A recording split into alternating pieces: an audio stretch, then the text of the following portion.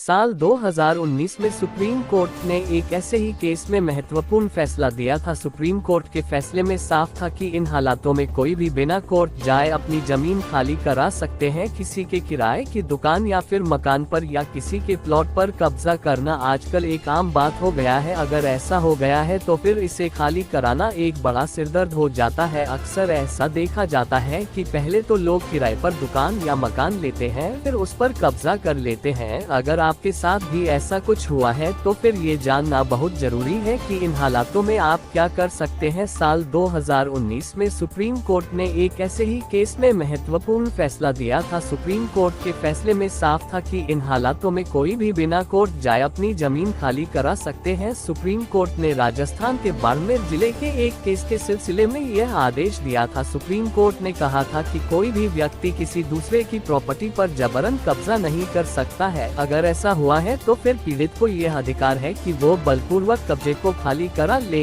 इसके लिए ये जरूरी है कि पीड़ित उस प्रॉपर्टी का मालिक हो और वो प्रॉपर्टी उसके नाम हो। सुप्रीम कोर्ट ने इस मामले में कहा था कि अगर आपके पास प्रॉपर्टी का टाइटल है तो आप 12 साल बाद भी बलपूर्वक अपनी प्रॉपर्टी से कब्जा खाली करा सकते हैं। इसके लिए कोर्ट में केस दायर करने की जरूरत नहीं है। अगर प्रॉपर्टी का टाइटल आपके पास नहीं और कब्जा किए हुए 12 साल हो गए हैं तो आपको कोर्ट में केस करना होगा। ऐसे मामलों की कानूनी कार्यवाही के लिए स्पेसिफिक रिलीफ एक्ट 1963 बनाया गया। प्रॉपर्टी से गैर कानूनी कब्जा खाली कराने के लिए स्पेसिफिक रिलीफ एक्ट की धारा 5 के तहत प्रावधान किया गया है। हालांकि प्रॉपर्टी विवाद में सबसे पहले स्टे लेना ठीक रहता है ताकि कब्जा करने वाला व्यक्ति उस प्रॉपर्टी पर निर्माण न करा सके और न ही उसको बेच सके। स्पेसिफिक रिलीफ एक्ट की धारा 5 के मुताबिक अगर कोई प्रॉपर्टी आपके नाम है यानी उस प्रॉपर्टी का टाइटल आपके पास है, किसी ने उस प्रॉपर्टी पर गैर कानूनी तरीके से कब्जा कर लिया है तो उसे खाली कराने के लिए सिविल प्रक्रिया संहिता CPC के तहत मुकदमा दायर करना होता है। पूनाराम राजस्थान के बाड़मेर का रहने वाला है। उसने साल 1966 में एक जागीरदार से जमीन खरीदी थी जो एक जगह नहीं थी बल्कि अलग अलग कई जगह थी। जब उस जमीन पर मालिकाना हक की बात आई तो यह सामने आया कि उस जमीन पर मोतीराम नाम के एक शख्स का कब्जा है। हालांकि मोतीराम के पास जमीन के कोई कानूनी दस्तावेज नहीं थे। इसके बाद पूनाराम ने जमीन पर कब्जा पाने के लिए कोर्ट में केस किया। मामले में ट्रायल कोर्ट ने पूनाराम के पक्ष में फैसला सुनाया और मोतीराम को कब्जा खाली करने का आदेश दिया। इसके बाद राजस्थान हाई कोर्ट और फिर सुप्रीम कोर्ट ने भी पूनाराम के पक्ष में फैसला सुनाया था।